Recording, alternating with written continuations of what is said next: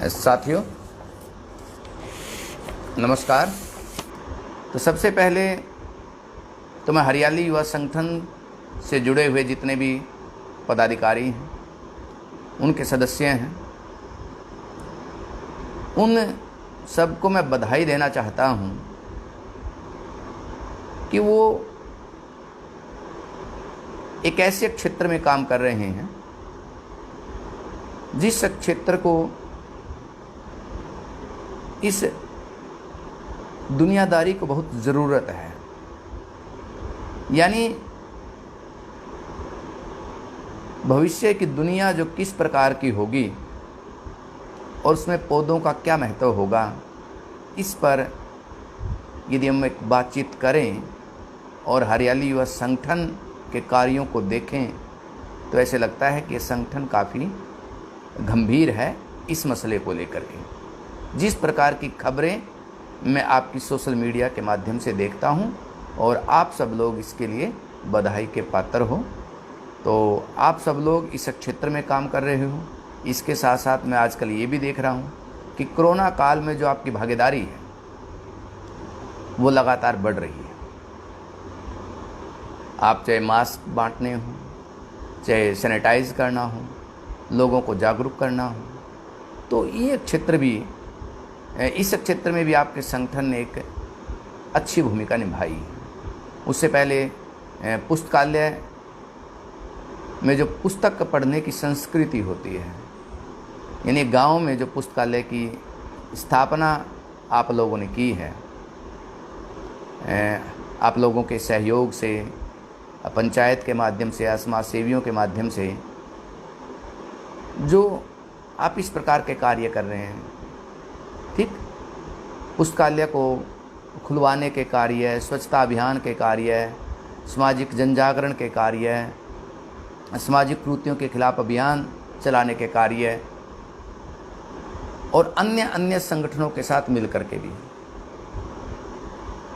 तो इसके लिए आप सब लोग बधाई के पात्र हो। आप सब लोगों को मेरी बहुत बहुत शुभकामनाएं, बहुत बहुत आशीष। आप निरंतर आगे बढ़ते रहें।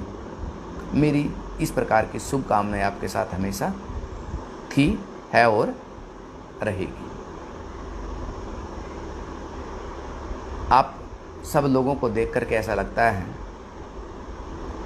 देखिए, ज़िंदगी का एक मैसेज है, हर एक की ज़िंदगी का एक मैसेज है। ज़िंदगी छोटी बड़ी हो सकती है, ज़िंदगी में पैसा कम ज़्यादा हो सकता है, ज़िंदगी में हो सकता है किसी का सामाजिक रुतबा ज़्यादा हो, किसी का सामाजिक रुतबा कम हो, किसी को पुरस्कार ज़्यादा मिल गए, किसी को कम मिल गए, किसी को नहीं मिले। लेकिन सबसे महत्वपूर्ण बात यह है कि आप इस दुनियादारी में आकर के क्या काम करके गए हो जिससे इस दुनिया को, इस समाज को फ़ायदा है, वो आपको याद रखें।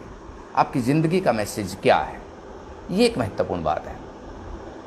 और इस दृष्टि से देखें तो हम आपके संगठन का एक मैसेज है, ये महत्वपूर्ण बात है कि संगठन बेशक छोटा हो, लेकिन इस संगठन का जो मैसेज है वो पब्लिक में बड़ा है।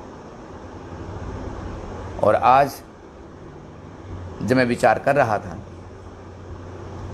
कि क्योंकि हमारा ये जो संगठन है वो इंद्री में सक्रिय है, उसके आसपास के क्षेत्र में सक्रिय है, कि संभवतः जब इंद्री नाम किसी ने रखा, उसके दिमाग में कहीं ना कहीं इंद्र का रूप भी जरूर रहा होगा, जो हमारे मिथ के देवता हैं। और इंद्र का जो संबंध है वो बरसात से, और बरसात का जो संबंध है वो पौधों से। यानी ये जो पौधा रोपण है, जो आपका स्लोगन है कि पौधा एक और सांसें अनेक, ये भी कहीं ना कहीं ऐसे लगता है कि हमारी मैथोलॉजी के साथ क्या हो गया है, एकम एक हो गया है, जुड़ गया है। तो आज जिस विषय पर मैंने बोलना है वो वैश्विक महामारी और पर्यावरण चेतना है। इस विषय पर मुझे बातचीत रखने के लिए आपने कहा है, तो दोस्तों, एक कहानी मुझे याद आती है, और वो लोक कथा ये है कि एक बार एक आदमी की पत्नी मर गई है और उसके 10-11 साल का एक बेटा है, और व्यक्ति अपनी दूसरी शादी कर लेता है। और जब दूसरी शादी कर लेता है तो जो उसकी मौसी है, यानी जो दूसरी माँ है बेटे की, वो उसको वो प्यार नहीं दे पाती जो उसकी माँ पहले दिया करती थी।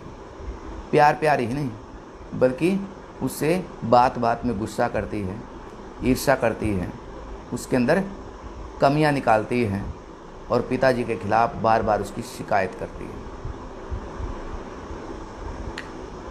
एक दिन वो बड़े स्पष्ट रूप से कह देती हैं कि या तो इस घर में बेटा रहेगा आपका, या मैं रहूँगी। और अंततः उन पति पत्नी के बीच में ये निर्णय लिया जाता है कि इस बेटे को मैं ख़त्म कर दूँ।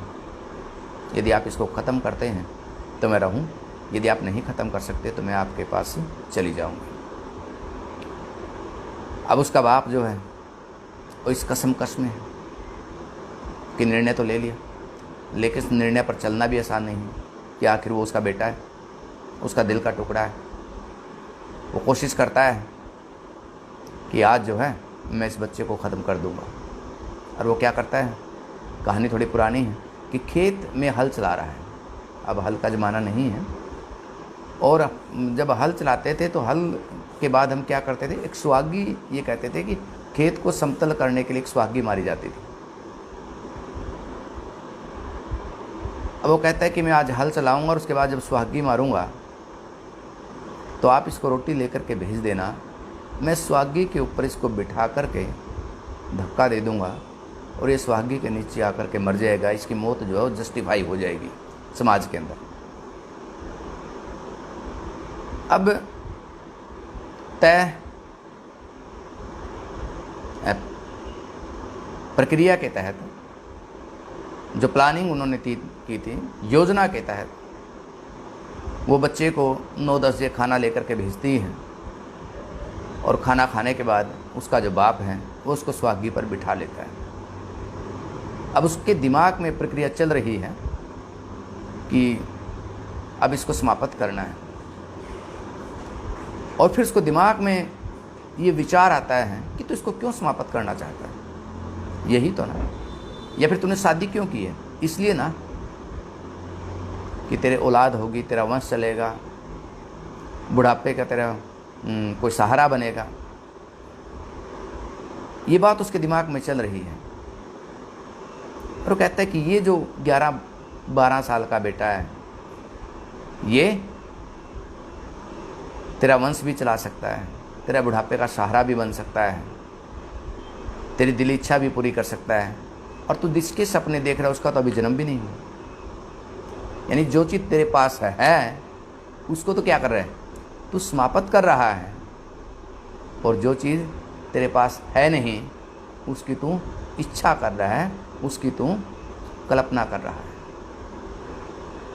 तो ये जो विचार उसके दिमाग में आता है तो वो क्या करता है, अपना आइडिया बदल देता है और आकर के, जैसे कि लोक कथाओं में होता है कि वो अपनी पत्नी को मारता है, पीटता है और फिर उसको घर से निकाल देता है और अपने बेटे को रख लेता है। तो ये दुनिया जो है कुछ इस प्रकार की बन गई है, मनुष्य जो है यहाँ पहुँच गया है कि जहाँ पर लाखों वर्षों से जिस ग्रह पर जीवन है, यानी पृथ्वी, इसको तो वो तबाह कर रहा है, समाप्त कर रहा है। और जहाँ पे जीवन नहीं है, यानी मंगल ग्रह, चांद, आकाश में वो जीवन तलाश कर रहा है। जहाँ पे ऑक्सीजन नहीं, जहाँ पे पेड़ पौधे नहीं, जहाँ पे खनिज पदार्थ हैं या नहीं है, कुछ पता नहीं है, वहाँ तो वो जीवन की कयास लगा रहा है, एक योजना बना रहा है, उस पर अरबों खरबों रुपए खर्च कर रहा है। और जहाँ पर अपने आप ही जीवन है, पहाड़ हैं, पेड़ हैं, सूर्य की किरणें हैं, मिट्टी है, हवा है, उन सब को क्या कर रहा है? वो प्रदूषित कर रहा है। उनके प्रति वो क्या हो गया है? निर्मम हो गया है। उनको वो इग्नोर कर रहा है। ये इस प्रकार की दुनिया जो है बन चुकी है और ये बिल्कुल तय हो चुका है कि आने वाले 60-70 वर्षों में हमें सोचना होगा कि हमने इस ग्रह पर रहना है या नहीं रहना है। हमने से अभिप्राय है पूरी दुनिया को, क्योंकि पूरी दुनिया जो है वो एक हो चुकी है, मिल चुकी है। अब बीमारी पहले की तरह नहीं है। यदि आप देखें, बीमारियों के भी रूप बदल गए हैं। पहले बीमारी क्या होती थी? 1 साल में, 2 साल में, 3 साल तक आपके पास पहुंचती थी। किसके माध्यम से? समुद्री रास्तों के माध्यम से, भूमिगत रास्तों के माध्यम से, घुड़सवारों के माध्यम से। लेकिन अब तो बीमारी क्या करती है? आपके यहाँ 1 घंटे में, आधे घंटे में क्या कर देती है? पहुंच जाती है। पहले दुनिया में एक हिस्से से दूसरे हिस्से में जाने के लिए क्या लगता था? समय लगता था। ये कहते हैं कि स्पेनिश फ्लू 1914 में जब भारत में आया तो उसको भारत पहुंचने में 1 वर्ष लगे। ठीक, सबसे पहले बंबई में वो आया, वहीं पे सबसे ज़्यादा क्या हुआ? उसका प्रकोप भी हुआ। लेकिन अब तो वुहान शहर से जो कोविड चला वो तो घंटों में ही दूसरी जगह पहुंच गया, क्योंकि ये दुनिया क्या हो चुकी है? इंटरकनेक्टेड है। आवागमन के साधन इतने ज़्यादा हैं, सूचना और संचार की जो क्रांति के कारण बीमारियां जो हैं वो उसी ढंग से पनपती है जिस ढंग से मनुष्य क्या करता है? दूसरी जगह जा सकता है। यानी कि यदि आप दिल्ली से अपना सफ़र करें तो आप इंग्लैंड में अपना दोपहर का भोजन कर सकते हैं और शाम को आप अमेरिका में पहुंच सकते हैं, और कुछ एक घंटों में आप चीन जा सकते हैं, चीन से भारत आ सकते हैं, इटली जा सकते हैं, यूरोप में कहीं पर भी आप जा सकते हैं। तो इस तरह से तो अब जो है ये बीमारी क्या हो गई है? भूमंडलीकृत बीमारी है। तो इसके समाधान भी क्या होंगे? भूमंडलीकृत। अब पर्यावरण का जो मुद्दा है वो भी आप ये समझिए वो भूमंडलीकृत मुद्दा बन चुका है। पूरी दुनिया का वो मुद्दा है। पहले ऐसे लगता था कि हो सकता है कि हम कुछ देशों को इग्नोर कर दें, लेकिन नहीं। जैसे ओजोन जो परत है उसका जो सबसे ज़्यादा असर हमें कहाँ दिखाई पड़ता है? ऑस्ट्रेलिया में दिखाई पड़ता है। ठीक है, जबकि ऑस्ट्रेलिया एक प्रकार से विकसित कंट्री है। तो ये कहा जाता है कि जब ये कोरोना जब आया कि प्रकृति ने अपना रीसेट का बटन दबा दिया है और अब मनुष्य सचेत हो जाए। सोच ले कि ये ठीक है कि हम क्या करते हैं? प्रकृति को बदलते हैं अपनी सुविधा के अनुरूप। ठीक, उसका रूपांतरण करता है मनुष्य। उससे जैसे मिट्टी है, मिट्टी की ईंट बना दी, रूपांतरण करता रहता है। ठीक है ना? लोहा पड़ा है, लोहा निकाल लिया और उसका कभी जहाज बना दिया, कभी साइकिल बना दी, कभी मोटरसाइकिल बना दी। लेकिन शुरू में हमें अपनी उपलब्धि लगती है, लेकिन बाद में क्या करती है प्रकृति? अपने ढंग से रिएक्ट करती है।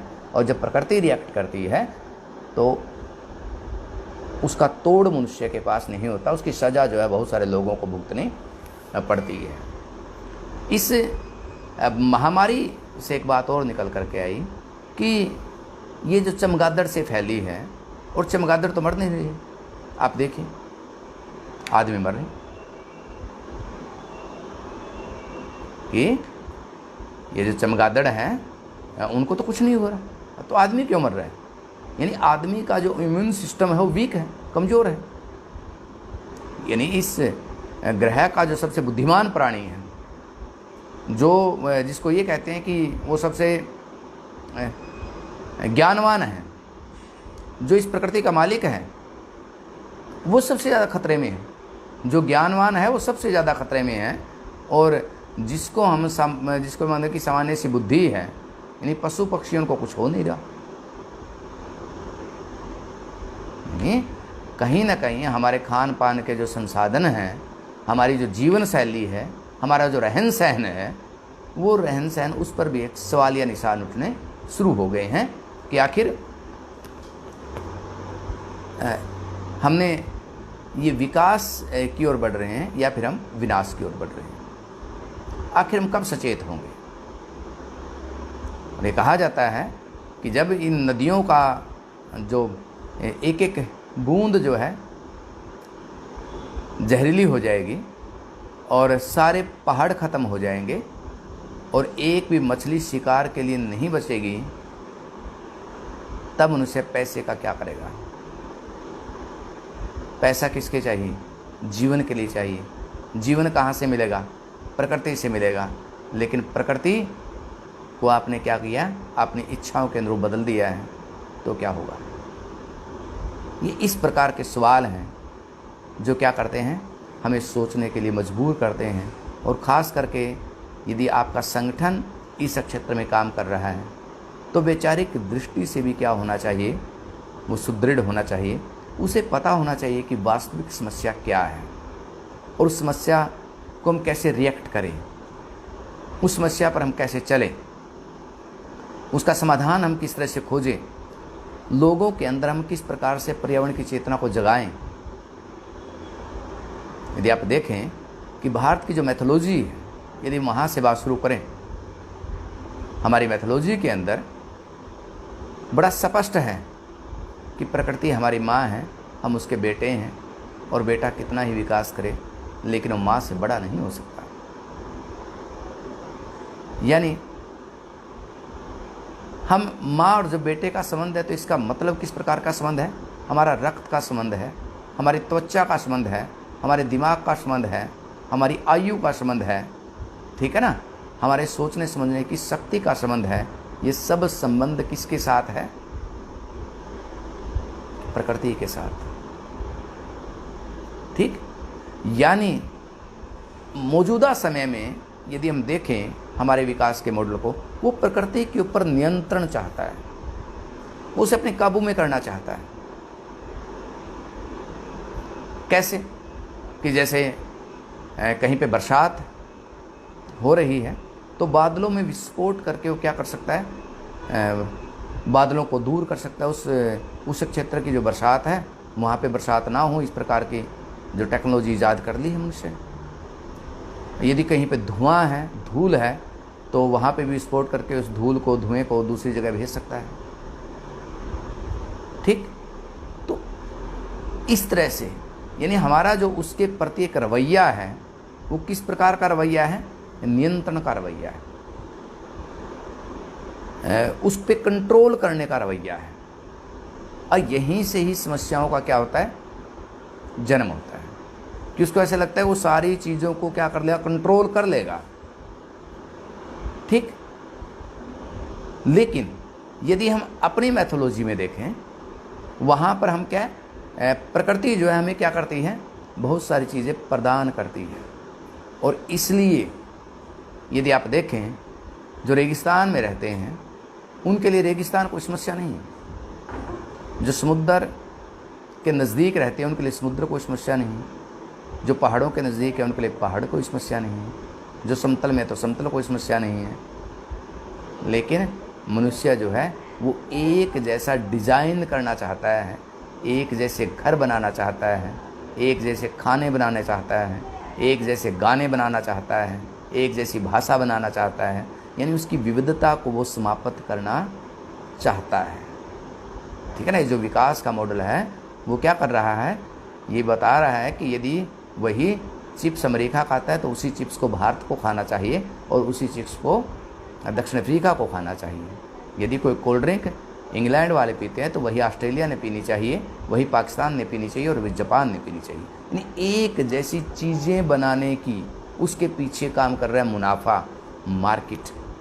यानी ये मुनाफा और मार्केट की जो दुनिया है, ठीक, ये जो जीवन शैली है, इस जीवन शैली के कारण क्या है?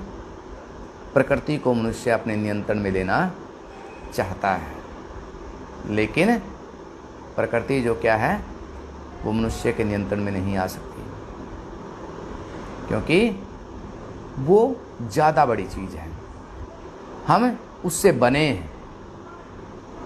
ठीक, तो महात्मा गांधी तो बार बार कहते थे कि धरती सबका पेट भर सकती है, सबकी ज़रूरतों को पूरा कर सकती है, लेकिन लालच को नहीं। तो ये मनुष्य की जो लालची प्रवृत्ति है, तो इस लालची प्रवृत्ति को ठीक ढंग से समझना भी हमारे संगठन का एक कार्य है कि हम धीरे धीरे लोगों के अंदर इस प्रकार की चेतना को लेकर के जाएं। और ये जो प्रयास हैं वो आप लोगों के चलते रहेंगे, क्योंकि ये नहीं, कई बार जो लोग बाग बात करते हैं कि इससे कितने इसके परिणाम आएंगे, आप अपने क्षेत्र में कितने पेड़ लगा पाओगे या नहीं लगा पाओगे, ये दुनियादारी इसी तरह चलती रहेगी। लेकिन आपको कम से कम ये एहसास होगा, ये सुकून मिलेगा, ये संतोष मिलेगा कि हमने ज़िंदगी में जो किया, हमने उसमें कहीं ना कहीं एक मनुष्यता छुपी हुई है। और आज की मनुष्यता क्या है? प्रकृति से प्रेम करना, प्रकृति से स्नेह करना। यानी आप कल्पना कीजिए कि एक दिन यदि आपके पास पेड़ ना हो, एक दिन उस पर पक्षी ना बोले, एक दिन हमारी नदी ना हो, एक दिन हमारे पहाड़ ना हो, एक दिन हमारा सूरज हमें दिखाई ना पड़े, तो वो दिन हमारे लिए किस प्रकार का हो सकता है। तो ये ऐसी चीज़ें हैं कि इनके बिना मनुष्य रह नहीं सकता। तितलियों का कोई योगदान नहीं, लेकिन आप देखिए कि तितलियों के साथ हमारी कितनी कोमल भावनाएं जुड़ी हुई हैं। गिलहरियाँ हमें खाने को नहीं देती, लेकिन आप देखिए गिलहरियों के साथ कितनी सारी चीज़ें हमसे, उनको देख करके कितने सारे भाव हमारे पैदा होते हैं, कितने सारे दिमाग में जो कल्पनाएं हैं वो पैदा होती रहती हैं। तो इस तरह से अब जो है बहुत एक प्रकार के हमारे पास प्रमाण हैं, हमारे पास इस क्षेत्र में काम करने वाले लोग हैं। आज के दिन विशेष रूप से मैं सुंदरलाल बहुगुणा को याद करना चाहूँगा कि उस व्यक्ति ने चिपको आंदोलन और नर्मदा बचाओ आंदोलन के लिए कितना काम किया, और लगातार अंतिम टाइम तक वो पर्यावरण का एक प्रकार से प्रहरी बन करके जिया। ये अलग बात है कि जितने भी पेड़ वो बचा पाया, लेकिन एक मैसेज वो दुनिया को दे पाया कि जिस प्रकार की जीवन शैली आपने अपनाई हुई है, उस जीवन शैली से कम ये पृथ्वी जो है और इसकी जो सेहत है वो बचने वाली नहीं है। क्योंकि आज जो ज़माना है, यदि आप देखें, जिस जीवन शैली की बात करें, वो बिग बॉस का ज़माना है। एक प्रकार से बड़ी जीवन शैली है, आपको हर चीज़ बड़ी चाहिए। आपको शॉपिंग है तो शॉपिंग में भी आपके पास बड़े बड़े ऑफ़र मिलेंगे। आपको 2 जीन्स लेते हैं, 3 लेते हैं, 3 के साथ चौथी फ्री है, चौथी लगते हैं तो फिर उसके बाद कमीज़ भी फ्री है। ठीक है, ऐसे करता करता आप कोल्ड ड्रिंक लेते हैं तो आपको जितनी बड़ी कोल्ड ड्रिंक लेते हैं तो वहाँ पे आपको ऐसा लगता है कि बचत उतनी ही ज़्यादा है। हर चीज़ बड़ी। आप देखिए, आपने मुनाफा कमाना तो बड़ी फैक्ट्री लगाई है, कंपनियाँ एक दूसरे में मर्ज हो रही हैं, ठीक है ना। लेकिन ज़िंदगी क्या है? Smile is beautiful. तो छोटे में ही सुंदरता है, लेकिन बांध है वो बड़े बन रहे, फैक्ट्री जो है बड़ी लग रही है, शॉपिंग मॉल हैं, छोटी छोटी दुकानें थी अब शॉपिंग मॉल है, सब कुछ बड़ा है। ठीक, तो ये बड़ी जीवन शैली है। ये कहा जाता है कि जिस प्रकार की जीवन शैली को हम आदर्श मान रहे हैं, यानी अमेरिकन जीवन शैली को जो हम आदर्श मान करके अपनी ज़िंदगी को जी रहे हैं, तो इस प्रकार की जीवन शैली को अपनाने के लिए हमें किसकी ज़रूरत है? कम से कम 6 पृथ्वी और चाहिए। 6 पृथ्वी यानी इतने कागज़, इतनी ऊर्जा, इतना तेल, ठीक है ना, इतनी सड़कें, इतनी कारें, जितने कि अमेरिकन नागरिकों के पास है।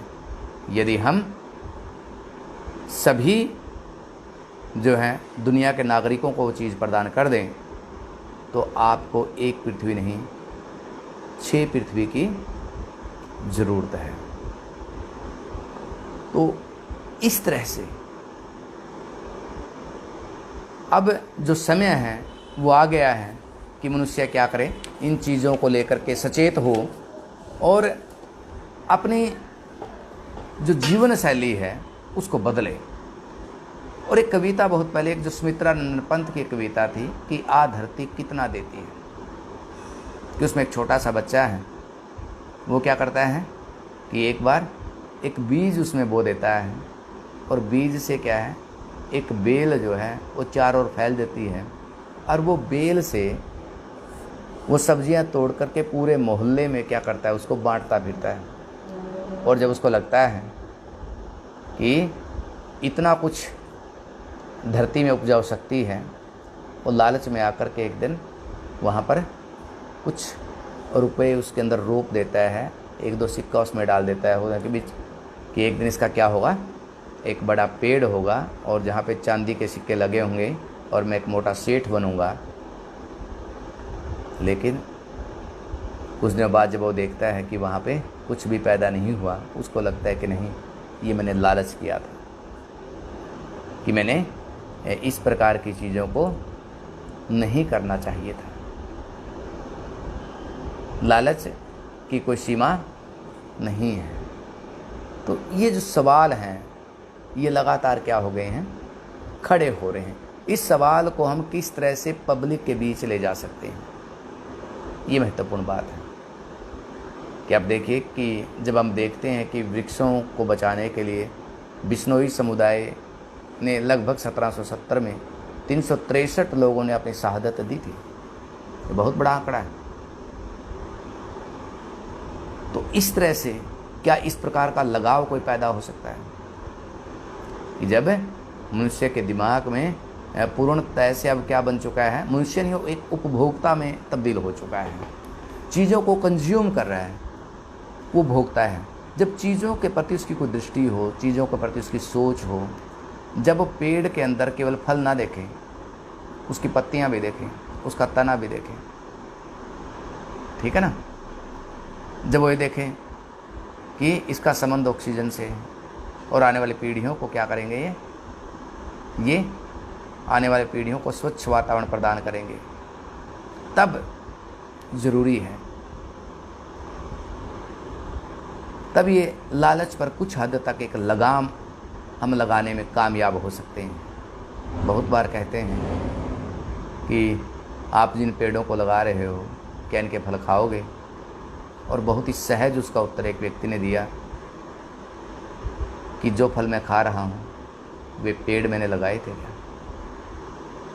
यानी वो पेड़ भी मैंने नहीं लगाए जिसके फल मैं खा रहा हूँ। तो इस तरह से तो हम अपने आसपास के वातावरण को कैसे बनाएं, कैसे जन जागरण के अभियान चलाएं, उसमें कैसे विचार को लोगों तक लेकर के जाएं, किस तरह से मोटी मोटी बातें हम 2, 4, 5 बातें लिख लें। क्योंकि अब जो समय यदि आप देखें कि बहुत ही तीव्रता का समय है और लोगों को क्या रहता है कि एक पौधा लगा दिया और उस पौधा को लगा करके उसका जो मैसेज है वो स्प्रेड कर दिया। यदि ऐसा होता तो आप देखिए कि कितने पौधों के मैसेज आज हैं।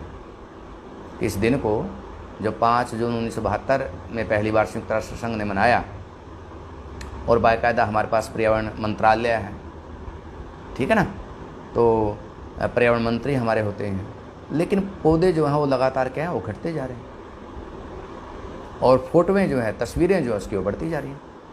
प्रचार है लेकिन वास्तव में तो कुछ भी नहीं है।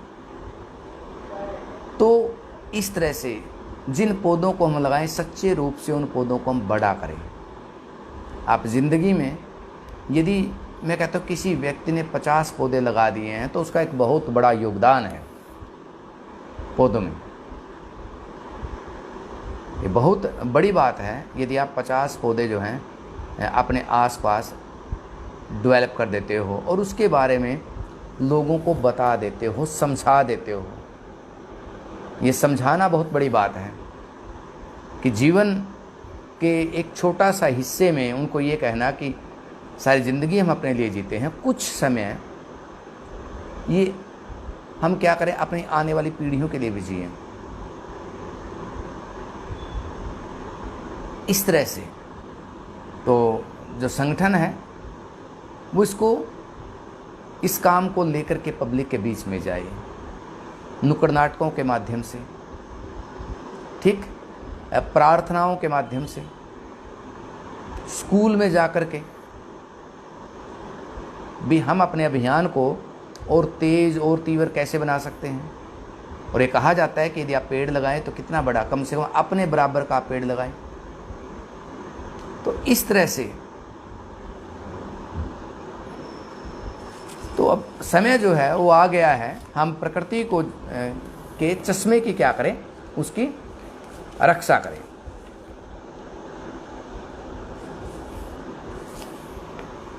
तो साथियों, मुझे खुशी है कि आप इस क्षेत्र में काम कर रहे हैं।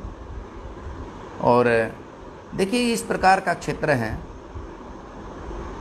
जो आपको शायद पैसा नहीं दे सकता, लेकिन आपको संतुष्टि दे सकता है, आपको संतोष दे सकता है, जिसको कोई व्यक्ति पैसे से नहीं खरीद सकता। पैसे से सारी चीज़ें नहीं मिल सकती। बहुत बार पैसे वाले लोग सुसाइड भी करते हैं, आपने देखा होगा। आखिर क्यों करते हैं? क्योंकि उनके पास कोई संतोष नहीं है, किसी प्रकार की उनके पास संतुष्टि नहीं है, क्योंकि ज़िंदगी में कोई इस प्रकार का काम नहीं किया जहाँ पे उसको क्या लगता है कि निस्वार्थ भाव से काम करना। जब आपके दिमाग में आप नहीं होते, कोई और होता है, कोई दूसरा होता है। ये देखिए, बस ये ज़िंदगी का संभवतः बहुत बड़ा फलसफा है कि जब आप इस प्रकार के कार्य करते हो कि कहीं ना कहीं उसमें एक समाज की बेहतरी होती है, समाज आगे बढ़ता है। ठीक, हम सबको पता है कि कौन से काम मनुष्यता के हैं और कौन से काम मनुष्यता के नहीं हैं। तो उन कार्यों को जब आप करते हो तो निश्चित रूप से क्या होता है, आपको संतुष्टि मिलती है, आपको संतोष मिलता है। और एक और ख़ास बात, देखिए, डार्विन ने एक सिद्धांत एक बार दिया था कि प्रकृति में वही जीव जिंदा रहते हैं जिन जीवों में योग्यता होती है। ठीक, भाई, योग्यता के भरोसे ही आप क्या कर सकते हो, जिंदा रह सकते हो। और उसी में एक सिद्धांत ये था उनका कि जो बलशाली जीव हैं वो ज़्यादा अच्छे ढंग से जीवित रह सकते हैं। लेकिन एक दूसरे व्हाइट हेड एक वैज्ञानिक है, उसने कहा कि नहीं, वही जो जाति है, प्रजाति जीवित रह सकती है, लंबे समय तक चलती है, जो सहयोग की भावना से चलती है, प्रतिस्पर्धा की भावना से नहीं। डार्विन का जो सिद्धांत था वो क्या था कि जो ताकतवर जीव है वो कम ताकतवर जीव को नष्ट कर देता है, समाप्त कर देता है। ठीक, लेकिन यहाँ व्हाइट हेड ने क्या कहा कि नहीं, जो प्रजाति क्या करती है, मिल करके चलती है, सहयोग की भावना से चलती है, उसको मिटाना संभव नहीं है। आप देखिए कि चींटियां जो हैं उनके जीवन पर खतरा नहीं है, शेरों के जीवन पर खतरा हो सकता है। तो उसी तरह से मनुष्य बहुत ताकतवर है, लेकिन मनुष्य एक कोरोना वायरस ने ही मनुष्य के जीवन पर, उसके अस्तित्व पर खतरा जो है वो मंडरा दिया है। हालांकि सभी मनुष्यों को खतरा नहीं है, लेकिन उसने एक अलार्मिंग पोजीशन ला दी है दुनिया की। और पिछले दिनों बिल गेट्स ने कहा था कि इस तरह की तो और बीमारियां आने वाली हैं, मनुष्य को और बीमारियों के लिए तैयार रहना चाहिए। तो जीवन जो प्रतिस्पर्धा जो है वो जीवन का मूल्य नहीं है, यानी जीवन का जो मूल्य है वो क्या, सहयोग है।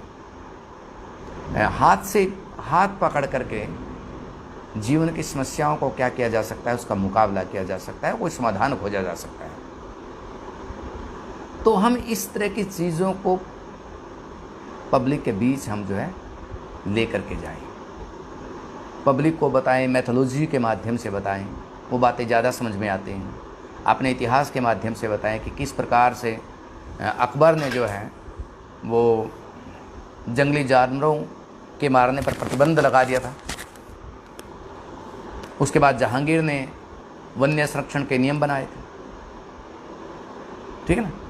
तो यानी एक प्रकार से लगातार इस प्रकार के लोग भी इतिहास में पैदा हुए हैं जो इन समस्याओं को लेकर के संजीदा थे। कहा जाता है कि इस ग्रह पर जितनी समस्याएं मनुष्य ने पैदा की हैं, इतनी समस्याएं किसी और प्रजाति ने पैदा नहीं की। हालांकि सबसे बुद्धिमान भी मनुष्य है।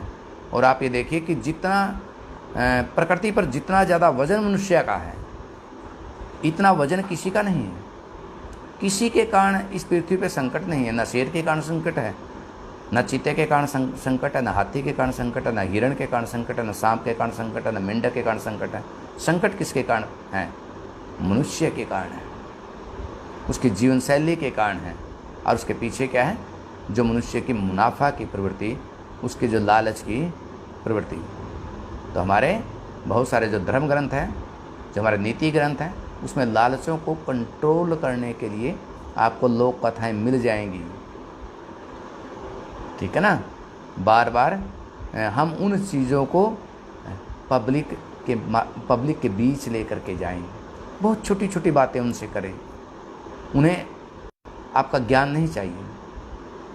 वहाँ हम क्या कर सकते हैं? अपने कार्यों से पहचान बना सकते हैं और बात बात में छोटी छोटी बात उनको क्या कर सकते हैं? समझा सकते हैं, बता सकते हैं। पहले कहते कि भी मिट्टी तो है, मिट्टी का भी कोई मोल है, ऐसे बोलते थे। लेकिन अब मिट्टी भी बिकनी शुरू हो गई। ये कहा जाता था, एक मुहावरा था, पानी से भी पतला। पानी बहुत कीमती चीज़ हो गई है। बोतल में मिलता है 20 रुपए का। आने वाले समय में ऑक्सीजन भी बोतल में मिलेगी। हम कल्पना नहीं कर सकते, लेकिन ये बिल्कुल एक प्रकार से हमारी चौखट पे आ चुकी है बात ये। और अब आप देखिए कि ऑक्सीजन जो है, आपके घर में ऑक्सीजन ठीक रहे, इस प्रकार के जो ऑक्सीमीटर जो हैं वो मार्केट में कई जगह अवेलेबल हैं, ठीक। पहले सुनते थे कि जापान के अंदर जो है, जो मोटरसाइकिल सवार है वो ऑक्सीजन का सिलेंडर अपने पीछे लेकर के चलता है। लेकिन ये अब ये जो चीज़ हैं वो हमारे यहाँ भी दिखाई पड़ती है। तो इस तरह से आप सब लोग जो हैं वो बुद्धिमान हैं, सचेत हैं और अच्छी तरह से आप लोग इसमें इस क्षेत्र में काम कर रहे हैं। और मुझे खुशी है कि जो आपके कई साथी जो हैं वो बहुत ही गंभीरता के साथ इस क्षेत्र में कार्य कर रहे हैं। लेकिन एक सलाह मेरी ये है कि केवल प्रचार तक सीमित मत रहना। आप ज़रूर अपने आप से सवाल पूछना, क्या वास्तव में जो मैंने पेड़ लगाए थे वो पेड़ बड़े हो पाए या नहीं हो पाए। अपने पेड़ों को खुद बड़े करना, उनसे अपना भावनात्मक लगाव रखना, ये ज़रूरत है आज के समय की। और इस बात को हम कितना आगे ले जा सकते हैं, क्योंकि हमने देखा है कि जब जब कोई राजनेता किसी सामाजिक संस्थान में या किसी पाठशाला में या किसी कॉलेज में आता है तो उसके नाम पर कई बार जो है वो पौधारोपण होता है। लेकिन वो पौधारोपण प्रतीकात्मक है, हकीकत में वो पौधा जो है बड़ा नहीं होता। तो हम उस प्रचार तंत्र से बचें और ज़्यादा से ज़्यादा जो है ऐसे पौधे लगाएं और उस जगह पर लगाएं, खास करके कि जिस जगह पर नुकसान नहीं हो सकता। यानी जो आपके सामुदायिक स्थल हैं, जैसे शमशान घाट है, जैसे आपकी पंचायत है, जैसे कोई सामुदायिक केंद्र है, मंदिर है, मस्जिद है, ठीक, गुरुद्वारे हैं, बस स्टैंड है, वहाँ पर लगाएं। और कोशिश करें उसके साथ गांव के किसी मोजिज व्यक्ति को यदि आप शामिल कर सकते हैं, यदि गांव का सरपंच, कोई पुराना नंबरदार, कोई चुनाव लड़ने का इच्छुक व्यक्ति, ठीक है, कोई पर्सनैलिटी और विद्वान व्यक्ति, हो सकता है वो आपको कोई रक्षा गार्ड के लिए कोई पैसा भी दे। इस तरह से चिन्हित करके आप लगाएं और आप देखिए, यदि आप एक गांव को भी डेवलप कर दें, मैं कहता हूं कि मानवीय संस्कृति में ये आपकी बहुत बड़ा आपका योगदान है। आज पेड़ों को बड़ा करना एक बहुत बड़ी चुनौती है। ठीक, चुनौती क्यों है? क्योंकि जिस चीज़ को दुनियादारी, जिसकी ओर दुनिया का ध्यान नहीं है, समस्या तो देख रही है लेकिन समाधान की ओर नहीं है, ये तो सबने पता है। बहुत बार ये कहा जाता है, हमारे धर्मशास्त्रों में एक ऐसे दिन की कल्पना की जाती है कि भाई क़यामत का दिन आने वाला है। ठीक, भाई कोई भी सभ्यता ये कहते हैं कि जब विकास करती है तो विनाश भी साथ साथ करती है। क्यों? क्योंकि वो अपनी ज़रूरतों को बहुत ज़्यादा बढ़ा लेती है। ये कहते हैं कि डायनासोर जो है क्यों ख़त्म हुए? क्यों? क्योंकि उन्होंने अपने भोजन की आवश्यकता को बहुत ज़्यादा बढ़ा लिया था और पृथ्वी पर इतने संसाधन बचे नहीं थे कि उनका पेट भर पाते, और एक दिन वे विलुप्त हो गए। हिंदू ग्रंथों में भी मन और श्रद्धा का एक प्रसंग आता है कि देवता जो हैं वो क्यों नष्ट हुए? क्योंकि देवता जो है भोग विलास की दुनिया में बहुत ज़्यादा चले गए थे। यानी अत्यधिक विलासिता पूर्ण जीवन क्या है, एक प्रकार से इनसे क्या अर्थ निकलता है इन धर्म ग्रंथों की कथाओं से, कि अत्यधिक विलासितापूर्ण जो जीवन है या जीवन शैली है वो क्या करती है? सभ्यता के विनाश की सूचक है। वो एक प्रकार का अलार्म है। तो यही जो कोरोना वायरस है ये एक प्रकार का अलार्म है कि मनुष्य सचेत हो जाए, नहीं तो आने वाला जो समय है वो ठीक नहीं है। वो चेतावनी दे रहा है। और जैसे मैंने अभी कुछ देर पहले आपको बताया था कि हम पूरी दुनिया जो है वो जुड़ चुकी है आपस में। अब कोई भी समस्या कहीं पर भी पैदा होती है तो तुरंत ही वो दूसरे क्षेत्र में क्या फैल जाती है। बेशक हमने बहुत सारी चीज़ें जो है वो डिज़ाइन कर ली हों, जब हम देखते हैं कि बड़े से बड़ा जो विकसित कंट्री है वहाँ पर भी 3-3, 4-4 लाख मौतें हो चुकी हैं, तो कोई कितना ही ज़्यादा विकास कर ले, लेकिन प्रकृति को कोई पराजित कर देगा, परास्त कर देगा। यदि मनुष्य इस बात को लेकर के चल रहा है तो ये उसकी गलतफहमी है। हम प्रकृति के साथ मिलकर के विकास कर सकते हैं, प्रकृति के साथ सहयोगात्मक भावना से विकास कर सकते हैं। प्रतिस्पर्धा के माध्यम से उसको पराजित करके हम विकास नहीं कर सकते। यदि वो करते हैं तो फिर वो विकास जो लंबे समय तक टिकने वाला नहीं है। आज जो है एक रवीश कुमार की बड़ी अच्छी शानदार पंक्ति में देख रहा था कि प्रकृति के जो सच्चे पुत्र हैं वो आदिवासी हैं और उनसे बड़ा रक्षक प्रकृति का कोई नहीं है। बहुत पहले देखिए एक उपन्यास मैंने पढ़ा आदिवासियों के जीवन पर, मरंगोंडा नीलकंठ हुआ, और उसमें एक बात जो मुझे समझ में आई, यानी मेरे को उसने सचेत किया कि कभी भी जब किसी पेड़ पर फल आते हैं तो सारे फल वो आदिवासी तोड़ते नहीं हैं। चाहे वो आम का पेड़ हो, चाहे वो जामुन का पेड़ हो, चाहे वो नीम का पेड़ हो, कोई भी पेड़ क्यों ना हो, जहाँ पे फल लगते हैं, यानी कुछ फल जो हैं हमें क्या करना चाहिए? प्राकृतिक जीव जंतुओं के लिए छोड़ देने चाहिए। और कभी भी रात को यानी बेमतलब में किसी पेड़ से कई बार हम पत्ते तोड़ देते हैं, टहनियाँ तोड़ देते हैं, कभी भी ऐसे मत तोड़ो। यानी इस तरह का एक भावनात्मक दृष्टिकोण होता है उनका अपने पेड़ों के प्रति। इस प्रकार से भावनात्मक रूप से जुड़ना ये जरूरी है। यदि हम भावनात्मक रूप से जुड़ते हैं अपने पेड़ों के साथ, अपने परिवेश के साथ, अपने पारिस्थितिक तंत्र के साथ, तो आप ये समझिए कि हम एक प्रकार से इस बात में विश्वास करते हैं कि यह जो प्रकृति है ये सबकी साझी विरासत है, सबसे अभिप्राय पशु पक्षियों की और मनुष्य की भी, क्योंकि मनुष्य स्वयं में क्या है? एक गतिशील जानवर है, प्राणी है। मनुष्य भी बंदरों से विकसित हुआ है। हाँ, उसमें ज्ञान का स्तर थोड़ा ऊंचा है, चेतना का स्तर थोड़ा ऊंचा है, लेकिन है वो भी प्रकृति का एक प्राणी। तो आप सब लोगों को बहुत बहुत मुबारकबाद, आपने मेरी बात को सुना। और आज ये जो विश्व पर्यावरण दिवस है, इस पर्यावरण दिवस पर एक बार हम क्या करें, अपने आप को सोच कर आत्ममंथन करें, आत्मलोचना जैसे करनी होती है। और हम उन विद्वानों को ज़रूर पढ़ें जिन्होंने इस क्षेत्र में काम किया है। जैसे अनुपम मिश्र है, बहुत बड़ा नाम है, प्रतिष्ठित गांधीवादी व्यक्ति, और उन्होंने दिखलाया कि किस प्रकार से आधुनिकताएं क्या होती हैं। वो ज़रूरी नहीं कि जो पश्चिम से आई है वही आधुनिकता है, बहुत सारी आधुनिकता, हर समाज अपने अपने ढंग से आधुनिक हो सकता है। खैर, ये तो बात में से बात निकलती रहेगी। मैं अपनी बात ख़त्म करता हूँ और आप सबका आभार, आप सबको बहुत बहुत धन्यवाद।